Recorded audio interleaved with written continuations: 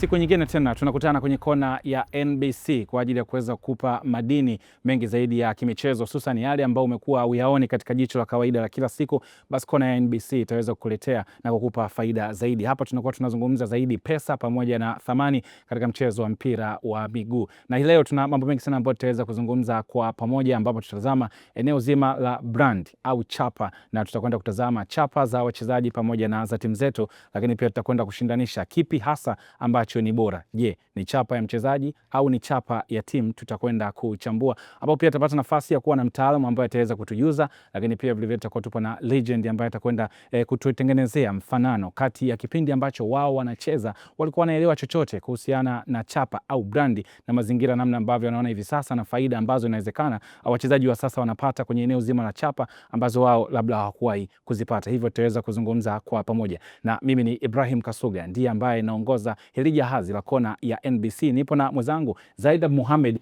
ambapo kwa pamoja tutaweza kupitisha katika maeneo mengine tofauti tofauti, na miongoni mwa yale ambayo yatatupa nguvu zaidi ni pamoja na mastori ya locker room yatakuwepo, lakini pia shabiki soka na ujugu, utapata kusikia mtaa unazungumza jambo gani, lakini bila kusahau benchi la ufundi, kocha Hugo ana jambo gani la ziada leo. Kote huko utapata nafasi ya kuweza kupata madini ya kutosha kabisa kutoka kwenye kona ya NBC. Tunapata mapumziko mafupi, tutakaporejea tutakuja kuanza na kona ya kwanza, ambapo tutakutana na mtaalam Yahya Mohamed almaarufu kama Kazuzu. Atakuja kutujuza hasa chapa ni nini na chapa yako wewe unaweza ukaitengenezaje. Hivi sasa mtaani kila mtu anasema analinda brand. Je, brand ni nini? Tunakuja kuchambua.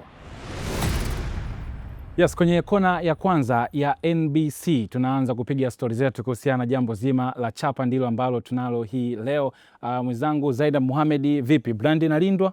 Brand inalindwa ndugu yangu. Brand ni kitu gani? Ni jambo ambalo tutaweza kulichambua leo kwa pamoja, na tumkaribishe mzani wetu Mkazuzu. Kazuzu, karibu sana. Asante sana. Tupo vizuri? Tupo sawa. Naona brand imezingatiwa. Brand ipo. Brand ipo. Swali mama, brand ipo. Sasa bwana Mohamed Mkazuzu tupo naye hapa kwa ajili ya kuweza kupiga naye story nyingi zaidi, na leo atasimama kama mtaalamu wetu aweze kutujuza hasa kwenye eneo zima la chapa au brandi, na ameanza vizuri kabisa kwamba brandi ipo, sio tu unasema bwana linda brand. Na Mkazuzu, labda swali la kwanza ni ambalo umeliuliza mwenyewe. Brandi ipo. Kwenye eneo brandi ipo. Brandi napaswa mimi binafsi kujitengenezea kusema hii brandi yangu? Yes. Au inabidi jamii au watu kwenye field ambao nafanyia kazi ndio itambue brandi yangu? Na tambuaje kama brandi ipo? Kwa sababu kama ulivyosema, brandi kwa lugha ya rahisi unaweza kusema ni chapa. Ndio. Chapa ni nini? Ukienda mbele zaidi, chapa ni utambulisho wa mtu, kitu, bidhaa, huduma, kitu chochote tu ambacho kinatambulika. Hiyo kwa ujumla wake, kwa lugha ambayo tumezoea, ndo chapa au ndo brand yenyewe. Sasa huo utambulisho una namna ambavyo pia unatengenezwa ili wewe utambulike. Kwa sababu inawezekana let's say wewe ni mcheza mpira. Lakini wacheza mpira wako wengi. Kwa nini wewe ndo watu wakujue zaidi? Hapo sasa ndipo ambapo inaenda sasa kutengenezwa, kujitofautisha na wengine. Kuna mwingine tutakwambia bwana, huyu ni mchezaji, kwanza anacheza nafasi gani? Kwenye hiyo nafasi let's say wewe ni mshambuliaji, akifunga wewe anashangiliaje? Ile ndio ambayo inaenda kutambulisha sasa utambulisho wako, kwa maana ukitokea tu sehemu hivi watu wanajua huyu ni fulani. Labda kwenye picha kubwa zilivyo kwenye ligi yetu, ni mazingira magumu au ni mazingira mepesi kwa mchezaji pamoja na timu kupushi brand zao? Kwa sababu hata kwenye timu ni timu chache kama ambazo zimeweza kuexcel zaidi, na wachezaji unakuta ni wachache ambao wameweza kutengeneza brand zao. Mazingira yetu ni wachezaji wenyewe wanashindwa kutumia na vilabu, au kuna kitu ambako kamemiss kidogo na unaona tunatumia vizuri kwenye brand? Kwanza kwenye brand kuna vitu viwili. Kuna ile juhudi ya mtu mwenyewe kuamua kwamba mimi nahitaji kutengeneza brand yangu. Alafu kuna ile brand ambayo inakuja automatic. Yani yeye mwenyewe, yani hiyo inakuja tu unashangaa tayari uko pale. Yeye hana habari, lakini yeye kumbe tayari ameshakuwa maarufu, lakini yeye ajui kutokana na kile ambacho anachokifanya. Lakini unapozungumzia Premier League, unazungumzia let's say tuseme NBC. NBC Premier League. Premier League. Tayari ile ni brand kubwa ambayo watu wote ambao wanafungamana na brand kubwa huwa wana nafasi kubwa ya wao pia kuwa brand. Yes. Ushaelewa? Kwa hiyo kila mtu, ndio maana unakuta watu wengi huwa wanapenda let's say kuwa na marafiki ambao wanafahamika, wana standard, kwa sababu na wao itawasaidia wafahamike. Yes. Kwa hiyo unapokuwa mfano kwenye NBC Premier League, kwa maana wewe mchezaji wa NBC Premier League, una nafasi kubwa ya wewe kufahamika na kutengeneza brand yako hiyo sasa, au chapa yako, kwa sababu upo kwenye jukwaa kubwa ambalo tayari lenyewe limeshajipambanua kwamba ni chapa kubwa. Kwa hiyo ukiongeza juhudi kidogo, una nafasi ya kuwa mkubwa na chapa yako kuwa kubwa. Lakini sio kila mtu ambaye anaweza kujiambatanisha na chapa kubwa anaweza kuwa mkubwa. Kwa sababu pia inaanzia wewe kwako, kwamba wewe mwenyewe pia unataka uwe nani. Ndio maana kuna wachezaji au kuna watu wao wenyewe wanafanya juhudi zao. Let's say tunapozungumza labda washambuliaji, wanapofunga ana namna yake ya kushangilia ambao anaifanya mara kwa mara. Watu wakimuona tu ile namna wanajua huyu ni fulani. Kuna wachezaji the way namna ambao wanapiga mpira uwanjani. Let's say alishakuwepo mchezaji mmoja fullback wa kushoto aliwahi kuchezaga Singida, Batabuze. Shafiki Batabuze. Ana namna yake fulani ya kukanyaga mpira ambapo yani hata usipoiona taswira yake unajua huyu ni nani. Let's say Zimbwe, the way anavyocheza, anavyokimbia, unajua huyu ni nani. Ukiona let's say Pacome aliweka nywele zake, wapo wengi tu wanaweka, au Kitamba alivyojitambulisha juzi, staili ya uchezaji, staili ya kushangilia na nini. Kuna jitihada za mtu mwenyewe pamoja na kwamba amefungamana na chapa kubwa, lakini yeye mwenyewe kuweka juhudi zake ili aikuze chapa yake. Na kuna mwingine haweki juhudi zozote, lakini mafanikio yake tu uwanjani ambayo yeye anaweza kaona kawaida yakafanya watu wakamtambua zaidi. Na ukishatambulika ndio chata yenyewe, ndio brand yenyewe. Brand. Unakuta timu kubwa ndizo ambazo pia zinabeba majina ya wale wachezaji. Lakini kwenye hizi timu ambazo hazipo kwenye zile top 4, top 5, mchezaji ili afanye vizuri au awe na brand ni either ifunge Simba, ifunge Yanga. Watu wasema yule kaifunga Simba goli zuri, yule kaifunga Yanga goli zuri. Wao wanatakiwa kuzingatia vitu gani hasa ili kutengeneza brandi zao kabla timu hizi kubwa hawajaenda huko, au zile timu ambazo wanazitumikia hazijawanyanyua, kwa sababu wao na wenyewe pia unakuta bado wako chini. Umezungumza vizuri hapo na narejea pale mwanzo. Yaani ukifungamana na chapa kubwa ama brand kubwa, ni rahisi na wewe kuwa mkubwa. Kuwa mkubwa, yes. Kwa hiyo hao wachezaji ambao unasema wanatoka kwenye timu za madaraja ya kati au ya chini, ndio. Yaani kwa nini wanatakaga kuzifunga Simba au Yanga? Kwa sababu zile tayari ni chapa kubwa. Yes. Kwa hiyo ukizifunga zile au ukionyesha kitu cha ziada mbele yao, automatic kila mtu anakunotice. Kwa hiyo wao wanavyofanya ni sahihi, kwa sababu wanajua nikifanya tukio kwenye chapa kubwa hii basi ni rahisi mimi kutambulika. Kwa hiyo wao wanafanya jukumu lao sahihi. Na ndio maana hata juhudi zaidi ya kawaida zinafanyika pale, kwa sababu hapo ndipo wanapoona mimi nikishafanya hapa ndipo ambapo nitajulikana zaidi, watu watanifahamu. Mwisho wa siku thamani yangu itakuwa, let's say kesho kutwa nitatafutwa kwa usajili, nitapata deal nyingine. Tumezungumza eneo kubwa sana kwenye mjumuisho wa platform kubwa kama ya NBC. Uwepo wako tu kwenye ligi tayari umeshajiambatanisha na chapa kubwa. Wewe ukitazama hii fursa inatumika vizuri kwa wachezaji pamoja na vilabu, na wao pia kukuza chapa zao. Wachezaji wengi hawaitumii na ni kwa sababu nafikiri tuna changamoto kubwa ya elimu ya hiyo chapa kwa mtu. Elimu ya chapa. Kwa sababu chapa tunasema ni hela, kwa sababu ni utambulisho.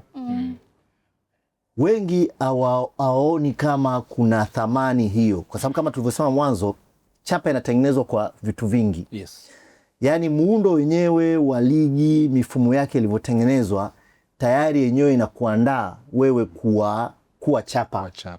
Let's say unavaa jezi.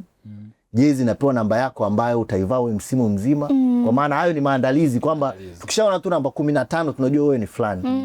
Lakini katoka hapo tukasema jezi inawekwa jina. kwamba tukiona ili tusihangaike kujua ni nani, yani tukiona jina tu tunajua yule ni Zai, yule ni Kasuga. Mambo ya MK14 Yeah. Kwa hiyo kuna juhudi zile za pamoja zimekwisha tengenezwa kwamba kukutambulisha wewe ni nani. Ni nani. Kwa hiyo zinatakiwa ziwe jitihada zako ambazo kwanza ni kwenye uwezo, kwa sababu wewe ni mchezaji mpira, lazima ucheze katika kiwango cha juu ambacho kiwango hicho kitakufanya wewe utambulike zaidi. Baada ya hapo kuna zile jitihada binafsi kwa maana ya tabia nje tu ya uwanja, kwa sababu uwanjani pale dakika 90. Baada ya hapo unaishi na unaishije? Ukipata nafasi ya kuongea unaongeaje? Na jamii pia nakuchukuliaje wewe? Nje, yani ndo vitu vingi ambavyo vinatengeneza chapa, kwa sababu chapa haipo tu kwa uzuri. Kuna watu wanatambulika kwa ukorofi. Na hiyo ni brand ya mtu tayari. Kwa hiyo ni vitu ambavyo wakati mwingine sio kwa uzuri, lakini ndo brand ile, yani ndo inakutambulisha. Yani wewe kama ni mkorofi, kama mtu akikugusa tu hata kwa bahati mbaya wewe unawaka tayari, watu wakishakutambua kwa hivyo, kwa sababu brandi ama chapa ni utambulisho kwa watu. Yani wewe ukishatambulika kwa watu kwa tabia yoyote ile, hiyo ndo brandi. Kwa hiyo haijalishi kwa uzuri au kwa ubaya. Sasa Mkazuzu, moja ya swali mama, kumekuwa na mifano mingi sana duniani kwamba huyu mchezaji akienda ligi ile brandi yake itashuka, au mchezaji huyu kaenda ligi ile brandi yake itapanda. Kwenye kutegemeana hivi vitu, swali dume naweza nikasema, kipi bora zaidi, brandi ya mchezaji, brandi ya timu, au vinategemeana? Vinategemeana. Okay. Na vinategemeana kwa sababu mazingira yoyote yale yanaweza yakakutana katikati. Let's say tunaangalia mfano Cristiano Ronaldo alivyokwenda Saudi Arabia. Brand ya Cristiano Ronaldo ndo ilisaidia Saudi Pro League kuwa hapa ilipo, na kufuatiliwa sana. Kila mtu anafuatilia kwa sababu ya leo tunaitazama Azam TV. Tunaitazama kwa sababu ya uwepo wa Ronaldo. Yes. Na ilishawishi watu wengi wakaona kumbe inawezekana na sisi tukaenda tukacheza huko na maisha yakaendelea. Mpira ni ule ule, unaweza kuchezwa. Lakini kuna mchezaji anaweza akatoka kwenye ligi fulani akaenda kwenye Premier League. Fan. England. Premier League kwa sababu ni chapa kubwa ikamsaidia huyo mchezaji kukua na kufahamika zaidi. Let's say mzungumzie mtu kama Haaland. Haaland alishafunga sana huko nyuma kwenye Ujerumani, alivyo Swiss Salzburg, si wapi, lakini alivyokuja kwenye Premier League kwa sababu ni brand kubwa imemsaidia watu kumfahamu zaidi na zaidi. Kwa hiyo ni vinabebana. Kwa hiyo ni kila mbele za watu na uwa brand. Au nikikutwa na kula barabarani au nini kinaua brand? Yani kitu gani kinaua brand? Bwana utaua brand yako, utaharibu brand. Bwana hapana, mimi pale siwezi kwenda pale, nitaua brand. Utaharibu brand au mi brand. Brand ni utambulisho. Utambulisho wako wewe umeutengenezaje? Yani chapa yako umeitengenezaje? Hicho ndo cha kwanza kujua. Kama wewe ni mtu ambao ulitengeneza chapa yako, unakula kwa mantilia na watu wote wanakujua kwa mantilia, kwamba wewe unakula pale na watu wajua huyu ana shida. Wewe unasikia kuna watu wengi tu maarufu, unasikia wewe jamaa bwana tunaishi naye tu ana noma, ana shida. Ukitengeneza kwenye mazingira hayo, siku ukiacha hayo mazingira ndo kuharibu brand.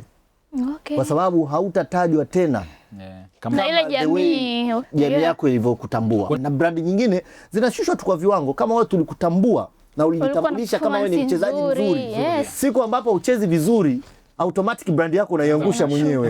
Na brand inashushwa na vitu vingi sana. Na mimi nimwambie tu Zai, pale ambapo utakuwa umevaa kitu chochote kinachapa ya NBC, hautakiwi kufanya vurugu sehemu, hautakiwi kupigana sehemu, kwa sababu hautashusha brand yako. Tutaambiwa yule Zai alikuwa amevaa NBC.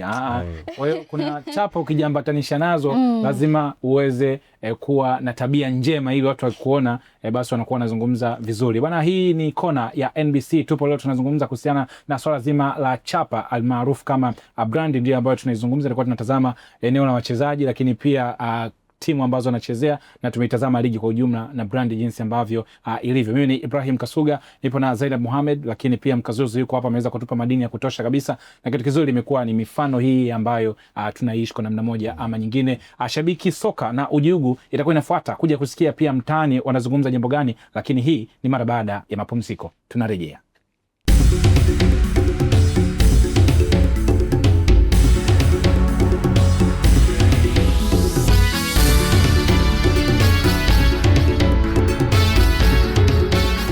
Yes, tumerejea tena kwenye kona ya NBC. Tunaendelea kupiga story nyingi zaidi, kuendelea kukupa wewe elimu na kujua thamani ya mambo mbalimbali, ambapo hapa tunakuwa tunazungumza pesa na namna ambavyo pesa yenyewe inaweza ikatengenezwa, kama ambavyo leo tunazungumza eneo zima la chapa au brandi, namna ambavyo unaweza ukaitumia au ukaitengeneza, afu mwenyewe utaweza kutazama inakupaje pesa. Mimi ni Ibrahim Kasuga, yupo Zainab Mohamed pamoja na Mkazuzu tunaye hapa. Na sasa tuelekee tukasikie pia mtaani kule ambako watu wanaozikuza na kuziheshimisha brandi zetu, ambao wanazungumza na kusema brandi hii ni maarufu zaidi. Wananchi wenyewe wa kawaida kabisa, mashabiki wa soka, wao wanazungumza jambo gani kuhusiana na uelewa wao na jambo zima la brand au chapa? Mshikaji wetu Ujugu kwenye Shabiki Soka na Ujugu Kijiweni, na wao pia wanachambua. Ujugu, uchambuzi ukoje hii leo?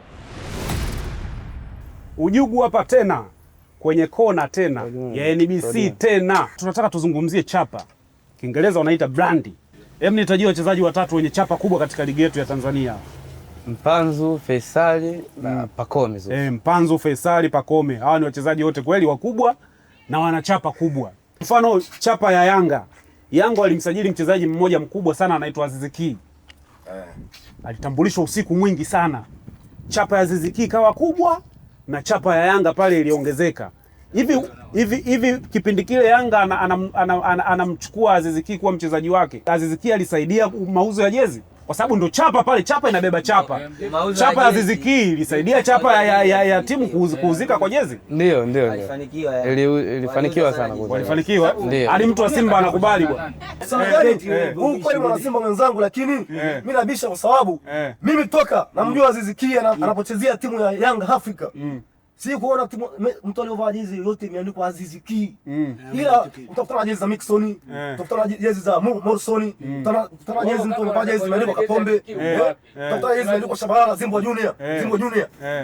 Kwa hiyo Aziz Ki mimi sijaona mpaka sasa hivi. Anaongea live yani. Kwa hiyo unataka kuniambia chapa ya Aziz Ki haijai kuisaidia chapa ya Yanga katika mauzo ya jezi? Hajisaidia kabisa. Na ile ni kutokana na kushindwa kujiongeza katika akili. Unaona kutoa watu wamekaa pale Yanga pale, watu wanakula ovyo ovyo tu. Maana unaona kila siku watu wanazidi kuwa makubwa. Watu wanazidi kuwa makubwa. Watu wanajibu uchumi. Mpanzo anatajwa sana pale Simba. Mpanzo amesaidia chapa ya Simba kwenye mauzo ya jezi, kwenye mauzo ya watu kwenda uwanjani, maana pale ndo unaiuza chapa ya timu. Mpanzo amesaidia sana kuinyanyua chapa ya Simba kwenye luka juu. Na mpaka sasa hivi Mpanzo wale tunategemea. Jezi iliuzika sana. Mpanzo alisaidia kuuza jezi. Mpanzo alisaidia sana kuuza jezi. Na hiyo baliana na mwana Simba mwenzio, Mpanzo alisaidia kuuza jezi. Maana sisi Simba na Yanga. Sababu mimi mwenyewe pia sioni jezi imeandikwa Mpanzo kama walivyokuwa wanamuongelea Aziz Ki. Kwa mimi jezi ambayo iliandikwa Mpanzo mimi nayo. Iko wapi? Mimi nayo. Sasa ndo mmoja kwa nayo nyumbani. Mmoja wengi. Nasoma na baada mara moja tu. Wengi. Nani ushakumwona nayo? Unaweza kukuta na kuna mchezaji mmoja tumemtaja mkubwa lakini hatujamzungumzia. Yuko Azam, Faisali. Faisali ameisaidia chapa ya Azam mpaka sasa hivi. Faisali kaisaidia Azam kujulikana Afrika. Ndio. Sababu Faisal ni mchezaji ambaye anafuatiliwa sana. Kwa chapa ya Azam imeenda juu. Imekwenda. Bwana tuongee ukweli bwana. Msije mkasema Faisali anasaidia ni kuuza ukwaju jamani. Sisi hapa Bongo tuna wachezaji wengi tu walikopo maarufu wamestaafu. Si wengi ambao walikopo na majina makubwa. Ina maana chapa zao zilikuwa kubwa. Sasa hivi ukikutana nao mtaani unawaangalia mara mbili. Sasa hivi ndio tunatengeneza hiyo kitu tuende nayo sasa. Kwa sababu kuitengeneza chapa yako inabidi na mfukoni uwe vizuri. Ronaldo ametengeneza chapa yake mfukoni yuko vizuri. Messi ametengeneza chapa yake mfukoni yuko vizuri. Wachezaji wetu wanavyotengeneza chapa yao wanakuwa maarufu mfukoni wako vizuri. Sasa hivi ukiangalia kwa mfano kama Tanzania sasa hivi tumewekeza zaidi mpira wetu. Kwa hiyo yani natarajia hivyo vitu vitakuwepo sana miaka ijayo. Lakini NBC pia bwana anajitahidi kukuza chapa hizi timu. NBC pia anajitahidi kukuza chapa za hao wachezaji. Kwa hiyo tusisahau kuwasifia pia NBC ambao wamewekeza pesa zao pale. Ndio wanafanya wachezaji wanatamba, ndio wanafanya timu hizi pia zinatamba. Zinakuwa timu kubwa, wachezaji wanakuwa wakubwa. Bana, leo tuko tunazungumza chapa na mada imekuwa nzuri sana. Hata mimi bwana Ujugu chapa yangu imekuwa sana. Na ndio maana niko na NBC kupiga nao kazi. Nilikuwa hapo kwenye kona ya NBC. Ujugu hapa. Yes bwana, hayo ni maoni kutoka mtaani na mshikaji wetu Ujugu kwenye Shabiki Soka, na Ujugu nao mpata nafasi ya kuweza kuchambua kuhusiana na swala zima la chapa. Tumezungumza sana hapa ndani, lakini tumeweza kuona kile ambacho kimeweza kuzungumzwa na mashabiki Zai, na wao wamekuja na hoja zao tofauti na wana maswali yao pia ya tofauti ambayo yapo. Wametaja timu, wametaja na wachezaji. Lakini pia kumbuka hapo kuna swali liliulizwa pale kwamba ukiwa brand na mfukoni pesa ipo, mkazuzu. Brand inategemea kipato pia kiwepo, au ni brand bora brand tu yani? Brand kama brand. Yes. Na kipato kama kipato. Ni vitu kwanza viwili tofauti. Okay. Ambavyo vinaweza vikategemea. Yaani brand inaweza ikakusababishia ukapata kipato. Unajua sasa hivi kwa teknolojia ilivyokuwa, social media, vipi, tunaona watu wengi ambao wanafahamika wana nafasi kubwa ya kutengeneza pesa. Yes. Kufahamika kwao tu kwa sababu kama unafahamika sana, ina maana kama unafahamika unafuatiliwa. Yes. Kama unafuatiliwa, mimi nikija kutangaza bidhaa yangu kwako ni rahisi kuwafikia watu wengi. Yes. Kwa miaka ya karibuni brandi na fedha ni vitu ambavyo vinaendana. Yeah. Lakini kuna hiyo brandi yako umetengeneza katika mazingira gani? Hata kwenye mpira mfano nasema. Mchezaji brandi yake, kikubwa kinachotengeneza brandi yake ni uwezo wake uwanjani. Mkazuzu, kunaweza kawa kuna brandi ambayo haina mvuto wa kibiashara kabisa. Mkazuzu pia hapo wamezungumzia kuhusiana na wachezaji, wametaja Mpanzu, Aziz Ki namna alivyotambulishwa. Mimi naweza nikasema kitu au nikakuuliza swali kwamba the way Aziz Ki alivyotambulishwa Young Africans, ule usiku watu walisubiri. Pengine Young Africans walimsaidia Aziz kumtoa pale alipo na kumfanya mchezaji mkubwa, na pia akajulikana pia Afrika, kwa sababu tumeona Young Africans wamemuuza. Vilabu vyetu vya Tanzania vinafanya kwa asilimia kubwa kupandisha hizo brand za wachezaji. Wanajitahidi sana kwa miaka hivi karibuni. Vilabu vimekuwa vikiweka juhudi kubwa kwa sababu navyo pia kwa sababu hii imekuwa ni biashara kubwa. Kwa hiyo klabu the way kinavyofanya katika kukuza chapa ya mchezaji, ndivyo na chenyewe kinavyotengeneza mazingira ya kufanya biashara. Kwa maana ya kushawishi watu. Kwa sababu ukiwa ni una kundi kubwa la watu ambao brandi zao na zenyewe ama chapa zao ni kubwa, ni rahisi watu kuja kufanya kazi na wewe kwa sababu wanaamini chapa yao na wao pia itakuwa kubwa. Lakini mchezaji mwenyewe akaweka juhudi zake, akaonyesha kitu uwanjani, kwa hiyo brand yake ikawa kubwa. Kwa hiyo automatic klabu imefanikiwa. Japo bado mifumo yetu ya uendeshaji wa vilabu bado haijatengeneza njia nyingi za kupata fedha kupitia hizo brand. Tunazitendea haki brand za jezi za vilabu? Bado hazijatendewa haki pasavyo. Tulipo hatukuwepo nyuma. Tunasogea.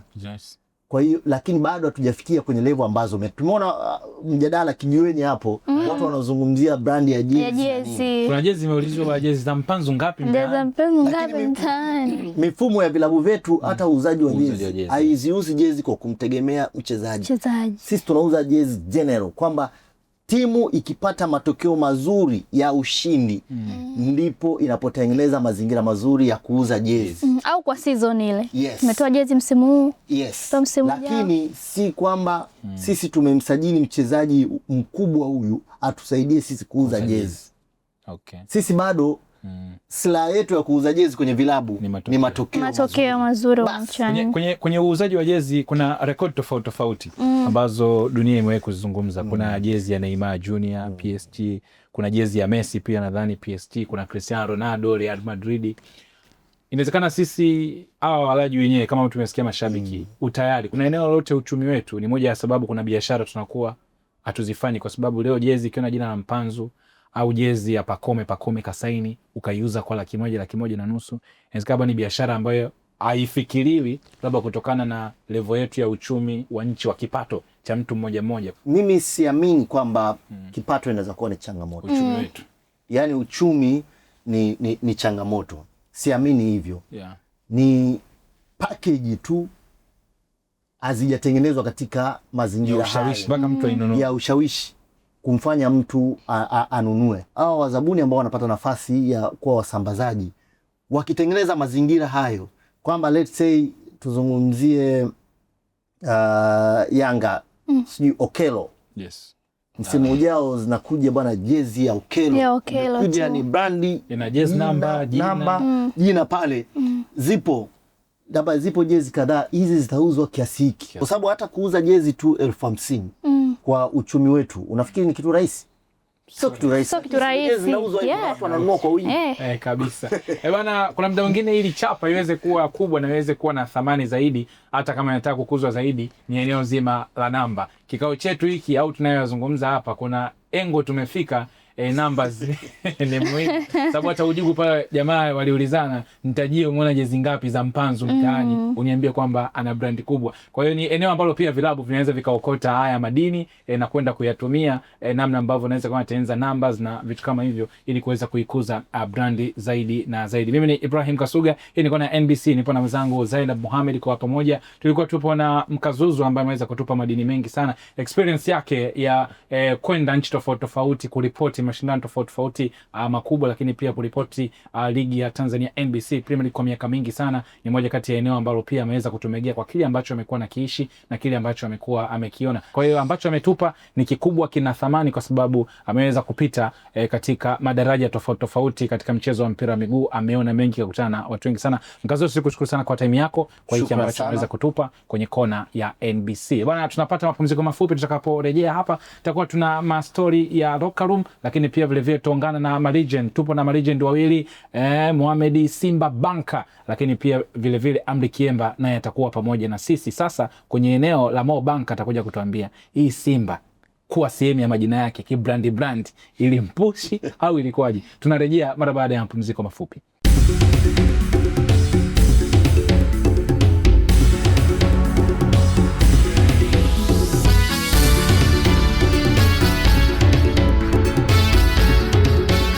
Unaendelea kutazama kona ya NBC na leo hii hapa mezani tulikuwa na mada ya brand au chapa kuhusiana na wachezaji, lakini pia timu za ligi kuu ya NBC, na hapa tulikuwa tukizungumza pia na Mkazuzu ambaye ametuchambulia vizuri kuhusiana na namna ambavyo brand inatengenezwa na kulindwa, lakini vitu gani hasa vinazingatia brand hiyo. Lakini muda huu sasa tuungane na mastori ya locker room. Hapa tunakwenda kuona namna ambavyo wachezaji wana uzoefu, lakini pia namna wanavyoishi maisha yao ya kawaida au mtindo mzima wa wachezaji wa ligi kuu ya NBC. Twende kwenye mastori ya locker room, tukirudi tutaendelea na story nyingine zaidi hapa kwenye kona ya NBC.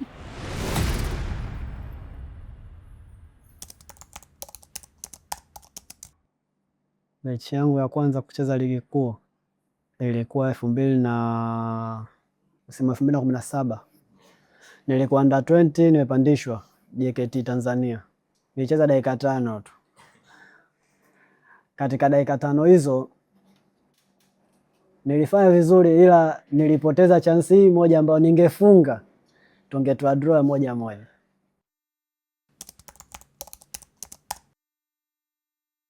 Mimi mtu wa Pwani,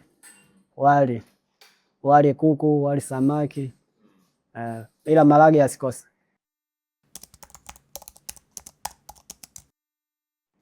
Mchezaji Pipino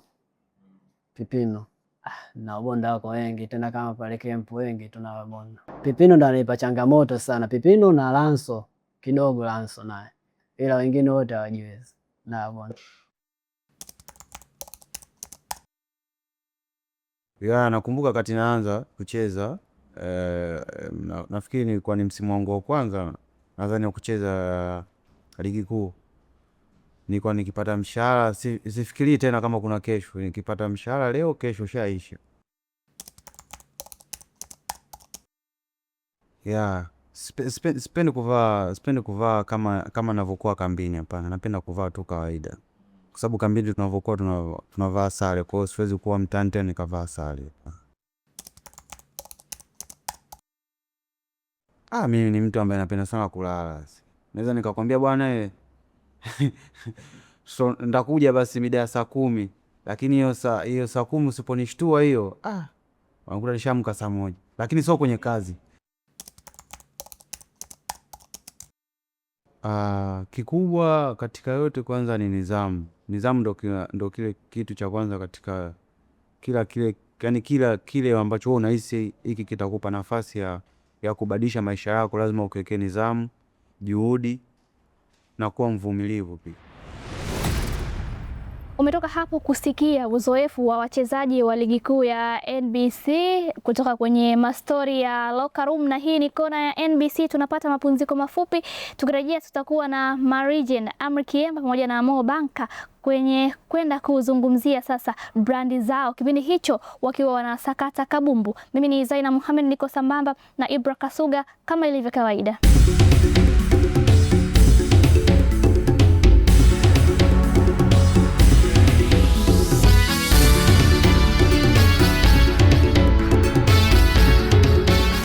Yes, kona ya NBC. Mara baada ya mastori hayo ya locker room, tunarejea tena kuja kupiga stori nyingi zaidi, na ni wakati wa kuzungumza na legends au magwiji ambao wamewahi kucheza kwenye level ya juu kabisa, kwa Kiingereza unaweza kusema top tie katika mpira wa Tanzania. Na tupo na swala zima la chapa. Siku hizi tumegusagusa hapa, kila mtu anasema bwana brandi ilindwe, brandi ilindwe. Swali mama, brandi yenyewe ipo, lakini nyakati zinatofautiana. Ulimwengu wa sasa, mitandao ya kijamii umewezesha watu kuweza kujua mambo mengi, na hata ili swala zima la chapa au brandi kuzidi kukua zaidi. Kwenye meza yetu ya kuna NBC tunaungana na wachezaji wawili wakubwa kabisa, level ya juu kabisa ya ligi kuu wameweza kucheza. Tupo na Amri Kiemba ambaye si mgeni sana kwenye macho ya watu wengi kwa sasa kutokana na shughuli ambazo tumekuwa naye. Amekuwa akiishi kwenye mpira wa miguu, na NBC Premier League ni moja kati ya jukwaa ambalo Kiemba chapa yake imekuwa iko pale mara kwa mara. Kiemba, karibu sana. Lakini Mohamed Simba Banka naye pia tunaye kwenye meza yetu, tunaweza kupiga naye story masuala mazima ya brandi.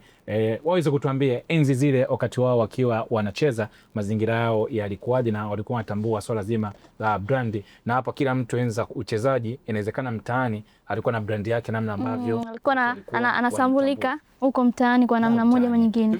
Kiemba, wakati kipindi kile mnacheza na uzuri wao umecheza, naweza kusema kutoka kwenye ile 2000, si ndio, kuja mpaka kwenye 2010 hizi. Umechanganya nani vizazi? Umechanganya vizazi.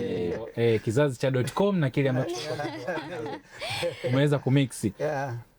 Saizi mnavyoona mambo ya brand.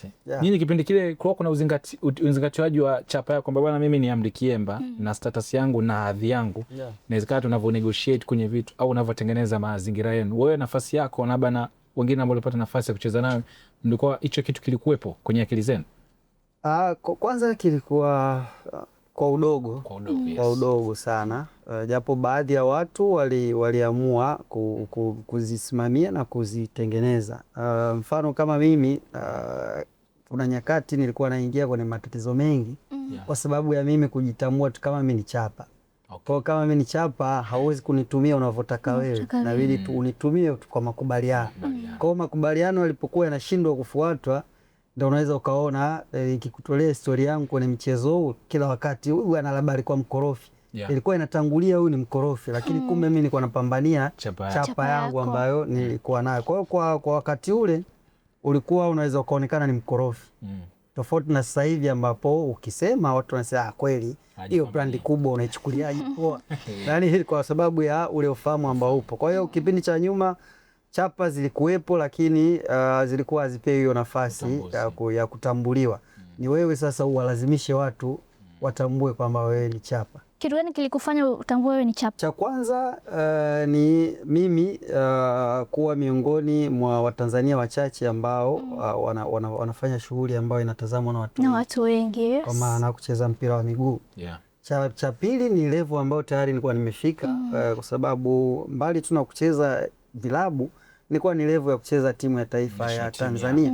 Kwa tayari chapa yangu ilitoka sasa kwenye ngazi ya vilabu na kuwa kimataifa. Kama akikuzungumza mtu anakuzungumza kama mchezaji wa national team ya Tanzania. Kwa hiyo hapo ndipo mimi nilipokuwa napambania, na kuna wakati kuna klabu moja nilishindwa kusaini kwa sababu wao waliweka kipengele kwamba mchezaji wa national team ya kwetu level yake ya usajili na kiasi cha malipo ya mshahara ni hiki, lakini wanaotoka nje wanawalipa zaidi. Sasa hivi kaza wote tunafanya kazi moja na inawezekana sisi tunabeba mzigo mzito. Kwa nini huyu apewe hivi na wote level yetu ni national team? Kwa hiyo pale ndipo ambapo kulikuwa kuna kusigana kwingi na viongozi. Kwenye haya mazingira tena kitu kizuri kwamba mmeshacheza pamoja na wote mlicheza timu hii. Ule muda ambao unakuta Simba anakutaka au Yanga anakutaka. Kuna jambo lote mlikuwa mnazingatia kwamba nikienda huku nitakuza jina langu, au ilikuwa ni jambo la maslahi, au ni ule umaarufu tu na sifa kwamba nimecheza timu hizo zote mbili kubwa Hamdi? Kwa mimi na bahati nzuri au mbaya, mimi kwangu ni nzuri. Nzuri kwa sababu mimi nimecheza mpira huku nikiwa spendi. Kwa hiyo nilicheza mpira kwa ajili ya kutafuta kujikwamua kimaisha. Si sehemu yangu ya starehe kucheza mpira. Kwa hiyo mimi nilikuwa naangalia zaidi maslahi kuliko hata kwamba nikifika tacheza au sicheze. Nilikuwa naangalia maslahi. Kwa hiyo ndio maana utaona movement yangu ya kwanza kutoka Kagera kwenda Yanga kulikuwa kuna vita baina ya Simba na Yanga. Lakini mimi nilichagua Yanga. Kwa nini? Kwa sababu Yanga walikuwa wanatoa hela ambayo mimi nilikuwa na utaka. Kwa hiyo kwangu mimi maslahi yalikuwa ni mbele kuliko kitu kingine chochote. Na Mobanka, wewe kwa nafasi yako, unadhani kipindi kile mlikuwa mnaangushwa na nini, labda hata kuzingatia hayo masuala ya brandi na vitu kama hivyo? Unadhani kipindi chenu ugumu ulikuwa wapi kwenye kutambua thamani yenu na chapa zenu? Ugumu ulikuwa, nadhani tulikuwa tuna baadhi ya wachezaji wengi walikuwa hawana hiyo elimu. Mimi kitu ambacho nilikuwa nazingatia kwamba tunakaa chini, okay, wanaanza kuleta bana, unajua msimu fulani ukuperform vizuri. Kwa nini ulikuwa unawatisha? Ndio hivi bana, msimu fulani ulikuwa unaambiwa huyu alilipo hela nyingi. Msimu fulani mimi kuna msimu sikucheza, kwamba bana msimu fulani ukucheza, msimu huu ukifanya vizuri tutakaa mezani. Kwa hiyo sisi tutakupa tu hela hii hapa, utalipa mambo ya kodi na nini. Sasa kwa sababu ndio klabu hiyo tena na sisi ndio kishavurugia Simba na Yanga tena. Umeona Kwa sababu unatafuta anyway, hakuna shida, mimi nipeni msimu unaokuja. Ile kweli inatokea msimu huu umefanya vizuri na kate na mezani. Tulikaa mezani, msimu ule sikufanya vizuri, msimu huu inakuaje? Mimi nataka kiasi fulani. Sasa wenyewe sasa ndio wanaanza bana, sisi tutakupa kiasi fulani. Ukishindana naye basi kaa tutakuita. Yaani makuta kuna mchezaji alishaomba mkataba akausome. Yaani viongozi sasa wakakasirika. Kwa sababu kwamba yaani wao wanamuona sio level ya mchezaji anayepaswa kuomba mkataba. Mpaka wewe uchukue. Nakumbuka hawakumsajili. Hawakumsajili, nakumbuka. Hiyo wapi, Unyamani au Jangwani? Sepa hiyo. Kwamba mpaka wewe unataka tusome. Mkataba ukauchambue. Ukauchambue mkataba. Hawajamsajili tena. Hawakumsajili kwamba kuna mazingira zamani ilikuonekana kama kucheza Simba Yanga kama fadhila hivi. Kuna baadhi ya level ulikuwa ukifika mnakaa sehemu mnabishania maslahi. Lakini kuna level walikuwa wanaamini chapa yako haitoshi kuanza kufanya hiyo mijadala. Wewe ni kuletewa tu karatasi usaini, kwa sababu kama wewe wapo wengi wanataka kuja. Kwenye vijana hao ambao saizi mnawaona wanaocheza saizi, nadhani wamebahatika kwa kiwango gani hasa kuendana na ile eneo zima tunasema la chapa? Kwa sababu inawezekana zamani Kiemba ulikuwa unategemea pesa inayotoka klabuni tu ya mshahara. Cha kwanza ambacho mimi nakiona kule tulikokuwa bado kulikuwa ni gizani dada. Vitu vingi vilikuwa vinafanyika nyuma ya pazia. Tofauti na sasa hivi vitu vingi vipo wazi, ni rahisi kwa mtu kuweza kuviona na kuvifuatilia. Lakini kwenye swala la wao wachezaji kutumika kama chapa na baadhi ya makampuni, mimi naona bado kuna gap kubwa, na gap hilo si lipo kwa bahati mbaya. Lipo kwa sababu hakuna huo uelewa wa namna ambavyo mchezaji anaweza kutunza na kuikuza hiyo chapa. Wachezaji wengi ni maarufu lakini sio chapa. Kwa hiyo na kampuni inafanya kazi na chapa na sio mtu maarufu. Kwa sababu unakuwa maarufu, utaniuzia kikombe changu kwa umaarufu wako? Hapana. Ukisema bwana pasa wewe chapa. Kwa hiyo kuna kazi kubwa ya watu ambao wanasimamia vijana kujaribu kuwaweka mazingira ambayo yatawapa uhakika wale wenye chapa zao kuziassociate na wao, kuona kwamba itakuwa iko sehemu salama. Mobanka na Kiemba mnataka kutuaminisha kwamba wachezaji wengi wanabebwa na brandi za timu kwa sasa hivi kwamba brandi ndo za timu ndo zinazowapa nani zaidi wachezaji? Ni ukweli, ni ukweli ambao hauna kificho. Ukiangalia timu ndo zinabeba sana wachezaji na kusaidia wao brandi zao kukua. Unaweza ukatolea mfano hata baadhi ya wachezaji sio wa nani tu, hata wachezaji wa nje ambao wamekuja na nini, mfano wakati Chama anakuja hakuwa na hii brandi ambayo yuko nayo sasa hivi. Alikuja kama Chama mchezaji ambaye yani brandi ya chini, lakini Simba imemsaidia kumbrandi, na sio kumbrandi ndani tu Tanzania, hii brandi Afrika. Yes. Chama leo akizungumza Afrika anajulikana, lakini anajulikana kupitia nani? Kupitia Simba. Kwa hivi vilabu vidogo huwa vina wakati mwingine na vyenyewe vinasaidiwa na brandi za wachezaji. Mfano labda mchezaji alikuwa anacheza hizi club list kubwa au anacheza level ya timu ya taifa, anapata nafasi ya kucheza. Mfano mchezaji anatoka labda Mbeya City, anakuja timu ya taifa anacheza pangua. Kwenye klabu yeye pia atakuwa anaisaidia klabu kuibrand, kwa sababu kadi anapotajwa kwenye timu ya taifa atatajwa na klabu ambayo anatoka. Mtu atataka kujua hii ni klabu gani mpaka inatoa mchezaji wa timu ya taifa. Lakini kwa wakati huu tulionao vilabu ndo vinabeba brand ya wachezaji. Mobanka, wewe kwa nafasi yako kwenye hiki ambacho kama kizungumza Amri Kiemba, kipindi chenu kile kucheza Simba Yanga, si ndio? Kama hivyo mmepita Moro United, na Moro United pia brand imefanikiwa kusimama. Nafikiri mpaka sasa ndio kitu Moro United wana identity yao bwana, vipaji pale.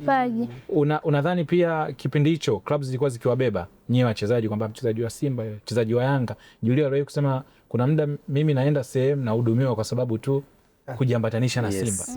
Club pia enzenu zimewabeba sana. Ni kweli.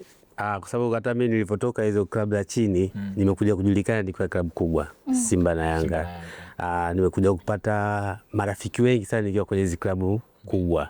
Hata vitu vyangu, baadhi ya vitu labda ukivifanya kama alivyosema Julio kwamba nikienda sehemu bwana huyu fulani bwana msaidieni huyu fulani. Umeona? Hata labda tukiwa tu barabarani labda traffic huko. Kwa siku mimi nilisafiri, nilikuwa sina leseni lakini nilikuwa na kadi ya Simba. Nimetoka hapa mpaka Morogoro. Kadi ya Simba imekuokoa. Kadi ya Simba nilikuwa sina leseni ya brand ya klabu ikakubeba. Traffic akanisimamisha, mimi nikatoa ile kadi. Traffic kumbe alikuwa mtu wa Simba. Vizuri. Umeona? Hiyo ni brand kabisa. Hiyo ni brand ya Simba. Bana Mohamed Banka tukapiga na picha. Safari njema. Safari ikaendelea. Umeona? Kwa hiyo tuseme hizi timu mbili Simba na Yanga, brand ndio inafanya mchezaji akuweza idea. Na kwenye maisha ya kawaida pia kuna ile ambayo inaaminika ili utoboe katika nyanja zote ni lazima ucheze Simba na Yanga. Kipindi chenu kwa mifano mliotoa hapa inaonekana ni kweli. Enzi hizi pia bado mnaona ili upate heshima mtaani, ili uonekane wewe kwenye karia yako bwana umecheza kwenye top level, mnaona bado Simba na Yanga ziko pale, au ongezeko la Azam Singida limeadi value nyingine? Nianze na Banka kwanza. Ni kweli. Sasa hivi nadhani sio Singida, nadhani ni Azam imeongezeka. Azam, Simba, Yanga. Singida huyu yake hapo? Singida not much sana kwa sababu Azam kutokana na the way wachezaji umeona wachezaji wa Azam sio kama Faisal hajacheza, umeona Manula katokea huko, wote akina Midmawa, umeona ni Azam.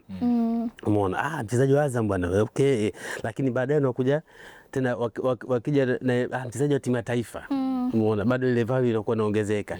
Pia na Simba na Yanga bado value kwa wachezaji inaongezeka, na inasaidia pia kwa upande mwingine maisha yanaenda na yanakuwa marahisi. Sasa bwana Amri Kiemba yeye anaishi nao sana vijana sasa hizi kwa upande wa ligi ya NBC, anawaona mazingira kwa sababu yeye yupo kwenye shughuli za kusema za kila siku, anawachambua pia anaona mazingira, anayaona story za sasa anazo. Sasa hizi anakuambia bwana mpira una pesa nyingi sana. Sasa hizi vijana wana sign, tunasikia bwana kuna milioni 50, milioni 200, milioni ngapi. juzi hapa kuna stories za Kibu kachukua mzigo mkubwa Simba, Kibu tena huyo katoka kaondoka. Kwa hiyo kuna mzigo mwingi sana ambao hivi sasa wanatengeneza, brand zao pia zina kuwa kwa ukubwa wake, lakini hapa tumeweza kuchanganya maoni tofauti kutoka kwa legend, upate nafasi ya kuweza kuwasikia. Amri Kiemba yuko hapa, lakini pia vile kwa upande wa Mohamed Simba Banka, hao wote wampata nafasi ya kucheza timu kubwa za Simba pamoja na Yanga, lakini pia Kagera United Amri kapita, Moro United Mobanka kapita, Stendi Kiemba kapita, Mwadui Mobanka kapita, timu ya taifa. Kwa hiyo ni watu ambao wana experience kubwa tunavyozungumza soka la zamani, ndio maana wamekuwa sehemu ya legend hii leo. Na tunapata mapumziko mafupi, tuna benchi la ufundi, yatakuja kumsikia kocha Hugo leo hii atakuwa na jambo gani, lakini hii ni mara baada ya kupata break fupi. Tutakaporejea tutakuja kutazama benchi la ufundi na kocha Hugo.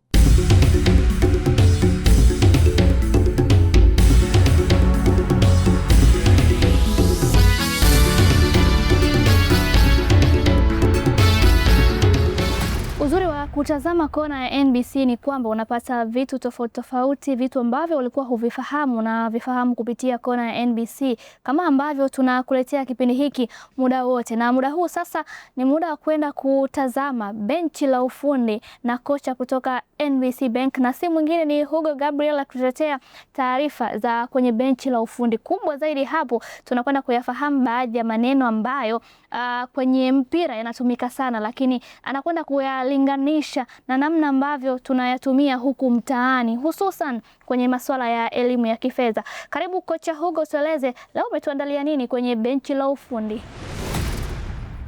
Kwa mara nyingine tena ndani ya kona ya NBC Premier League, na hii ni kona nyingine ya benchi la ufundi. Na leo tutaenda moja kwa moja bila kupoteza wakati, tutajadili maneno makubwa mawili ambayo yamekuwa ni maarufu na yamekuwa kizungumzo sana katika ulimwengu wa soka. Na maneno hayo, la kwanza itakuwa ni tik-taka. Lakini vile vile tutazungumzia pia kitu kinaitwa gegenpressing. Tukianza na tik-taka, hii ni aina ya uchezaji ambayo inasisitiza ama inajikita zaidi katika uchezaji wa pasi fupi. Pasi hizi zinakuwa zinapigwa kwa uharaka, lakini lengo kuu ama lengo mama ikiwa ni kumiliki mpira. Weakness kubwa ya mfumo huu ni kwamba usipoteze mali. Pale inapokuwa katika umiliki, basi mpira hautakiwi kupotea. Na kwa ufupi katika bodi yetu tukiangalia nini maana ya tik-taka. Hii inahusisha zile pasi fupi ambazo zinakuwa zinapigwa kutoka kwa kiungo wakati anapiga kwenda kwa forwards, beki wanapiga kwenda kwa viungo, lengo ikiwa ni kwenda kushambulia kwa mkakati bila kupoteza mpira. Lakini vile vile timu inapokuwa inashambuliwa na timu pinzani, namba 9 na namba 10 wanapokuwa wanawapress mabeki wa timu pinzani, hawa mabeki wanakuwa na ujanja wakati wa tik-taka, wanakuwa wanaruhusu hawa mabeki wa pembeni kusogea, lakini vile vile hawa mabeki wawili wakati wanakuwa wanasogea. Wanaposogea wanampa nafasi zaidi golikipa wa timu hii kuingia ndani na kuwa anatengeneza wachezaji watatu wanakuwa katika mstari huu. Na mara nyingi katika ligi kuu ya NBC tumekuwa tukimshuhudia Djigui Diarra. Golikipa huyu amekuwa akifanya kazi hii kwa ubora zaidi.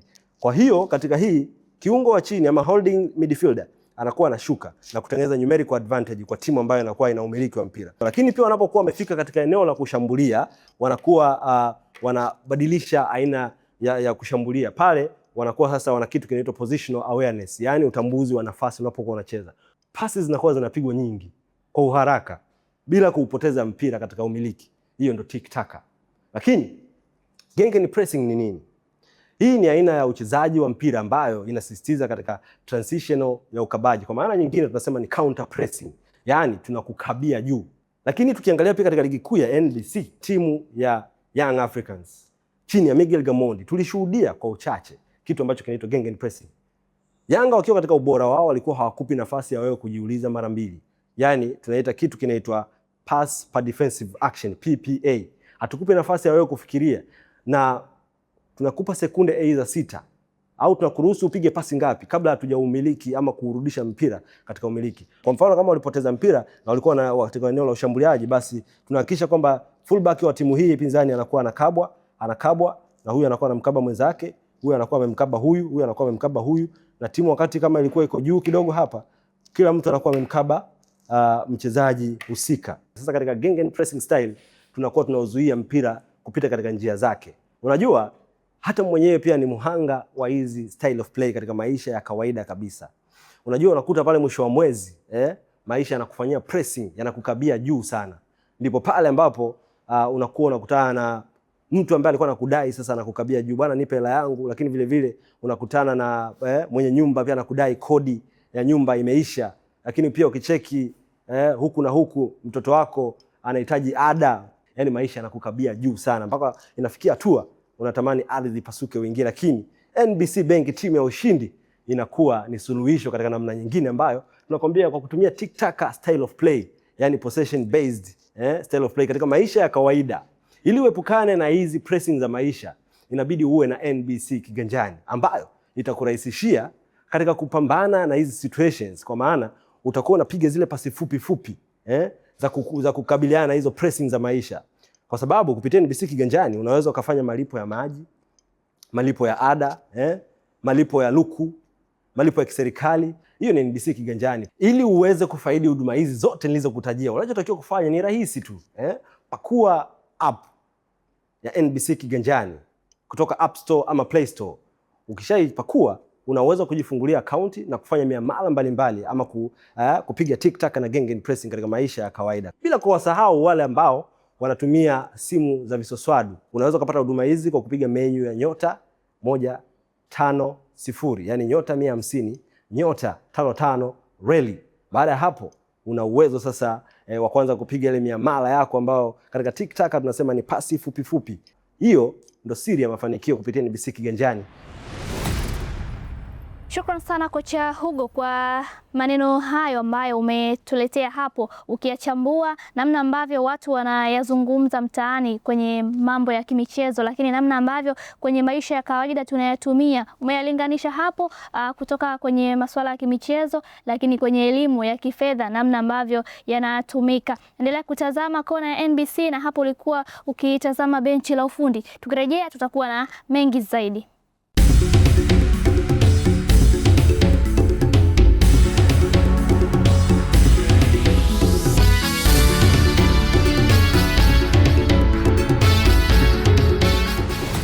Yes, kona ya NBC ndio hii.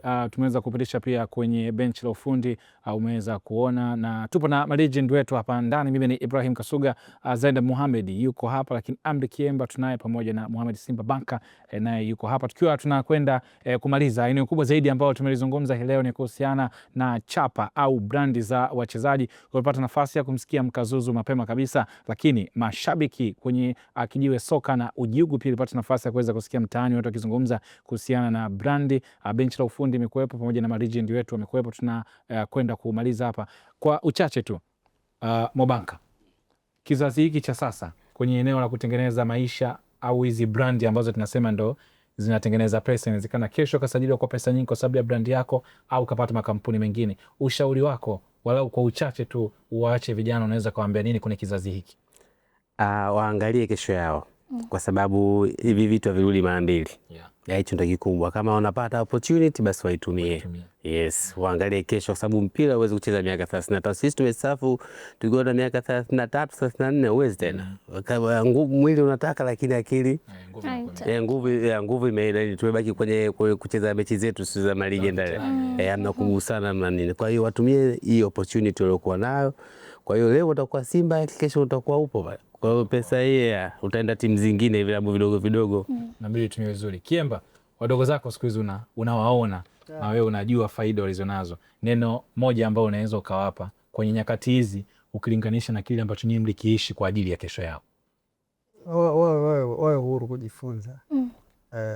Wasije na yale mawazo ambayo yameganda mtaani, kwamba huyo anakula huyo kwa sababu tu anataka hela zako, anataka kukuambia nini, mimi mwenyewe nitajifanyia kila kitu. Kwa kuna vitu vingi vinakosekana. Kama hivyo unasema kuna uwanja mpana wa kubeba brandi za makampuni na mataasisi mengine ambayo bila kuwa na hao watu wanafanya kazi na kwenda kushawishi kwamba una brandi unaweza ukaitumia, ni kazi. Huwezi kucheza mpira, huwezi kucheza au kunatafuta na washirika wengine. Kwa hiyo kuna watu wanapaswa kufanya hizo kazi na wewe tekeleza uwanjani. Wewe tunza brandi yako kiwanjani na maisha yako binafsi. Waachie watu wengine wakufanyie kazi nyingine. Yes, Zai. Kiemba kamaliza hapo, unatakiwa uwe na msimamizi. Brand yako ina msimamizi, una meneja? Najisimamia mwenyewe. Mpe kazi. Mimi nitakuwa kama Kiemba. kama Kiemba. Zamani washagusa, zamani ilikuwa wenyewe. Zamani wenyewe. Kama mezani. Mimi nataka ni uishi ule mfumo wa zamani kisasa. Sio kama umenielewa. Utakuwa unaangalia namba. Ila nitakuwa na uhuru wa kujifunza, lakini pia nitakuwa napokea ushauri. Sema kwenye swala zima la brand story au mambo huwa ni mengi sana. Kiemba ametoa mfano mzuri wa kuwa na watu ambao wanauza brand yako pia ni jambo zuri, lakini Mo Simba Bank hapa ametukumbusha kwamba kuna kesho pia. Kwa hiyo mipango yako yote unayoipiga, hakikisha kesho yako inakuwa nzuri, ili na wewe uje kuwa legend ambayo tukikutana barabarani basi utambuzi wako wa brand yako unakuwa mzuri zaidi. Either kwa kile ambacho umekitengeneza, kwa maana kwamba upo vizuri kiuchumi, au kwa kile ambacho ulikuwa unakiishi kipindi ambacho unakuwa unacheza. Mimi ni Ibrahim Kasuga, alikuwa na mwenzangu Zainab Mohamed, kwa pamoja kabisa tumeweza kupiga story nyingi zaidi. Shukrani sana kwa Yahya Mohamed Mkazuzu, alikuwa pamoja na sisi, lakini pia kwa legends wetu kwa maana ya Amri Kiemba pamoja na Mohamed Simba Banka kuweza kujoin pamoja na sisi. Shukrani sana, tunaamini tukiwa tuna topic nyingine ya legend mtaweza kujumuika pamoja na sisi. Inshallah. Shukran sana, bye bye, see you next time kwenye kona ya NBC. Tutakuwa tuna jambo gani? Usitoke, endelea kubaki nasi.